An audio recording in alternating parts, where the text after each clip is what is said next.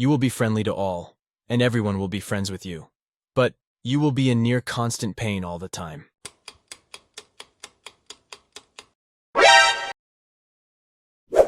You will have the superhuman ability to fly unaided, with no limitations or restrictions, but your lifespan will be reduced by 20 years upon acceptance.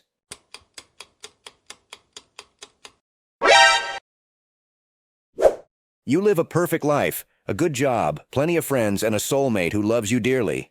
But you have to live life as the opposite sex.